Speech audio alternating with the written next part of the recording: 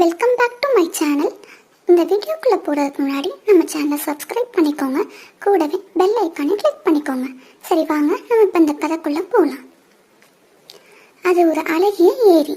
அந்த ஏரியில் அழகிய ஆமை ஒன்று தனது 2 வாத்து நண்பர்களுடன் வாழ்ந்து வந்தது. தினமும் அந்த 2 வாத்துக்களை ஆமை சந்திப்பது வழக்கம். ஒரு நாள் இந்த 2 வாத்துக்களும் வருத்தத்துடன் காணப்பட்டன. இதை கண்ட ஆமை, ஏன் இருவரும் வருத்தத்துடன் உள்ளீர்கள் என்று கேட்டது. பல வருடங்களாக மழை பெய்யாத காரணத்தால் இந்த ஏரி வறண்டு வருகிறது.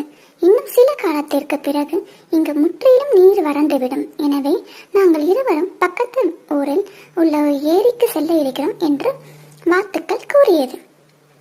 என்னை விட்டு செல்வதற்கு உங்களுக்கு எப்படி மனம் வந்தது? நீர் குறைந்ததால் உங்களுக்கு உணவுதான் குறையும். எனக்கோ உயிரே போய்விடும். என் மீது உங்களுக்கு அன்பு இருக்குமானால் என்னையும் அழைத்து செல்லுங்கள் என்றது ஆமை. உனக்கு தான் இறக்கைகள் கிடையாதே, உன்னை அழைத்து போக எங்களால் எப்படி முடியும் என்றது வாத்து. அதற்கு ஆமை, ஒரு உபாயம் செய்யலாம். ஒரு நீண்ட குச்சியை எடுத்து வாருங்கள். நான் நடுவில் என்னுடைய பற்களால் கொட்டியை பிடித்துக் கொள்கிறேன். நீங்கள் 2 பக்கமும் பிடித்து தூக்கி கொண்டு பறந்து செல்லுங்கள் என்றது ஆமை. நாங்கள் உயர பறக்கும் போது நீ வாயை திறந்தால் கீழே விழுந்து இறந்து விடுவாய் என்று வாத்துக்கள் கூறியது. அப்படியானால் பறக்கும்போது நான் வாய் பேசாமல் இருக்கிறேன் என்று ஆமை கூறியது. 2 வாத்துக்களும் 2 பக்கமும் குச்சியை பிடித்து பறக்க நடுவில் ஆமை வாயில் பற்றி கொண்டு பறந்தன. சிறிது தூரம் பறந்தவுடன் ஆமை சந்தோஷத்தில் துள்ளி குதிக்க ஆரம்பித்தது.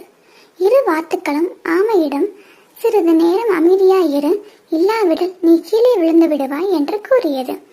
செல்லும் வழியில் வாத்துக்கள் ஆமையுடன் பறந்து செல்வதற்காக மக்கள் வாத்துக்களை எதையோ தூக்கி கொண்டு போகின்றன என கூச்சலிட்டனர்.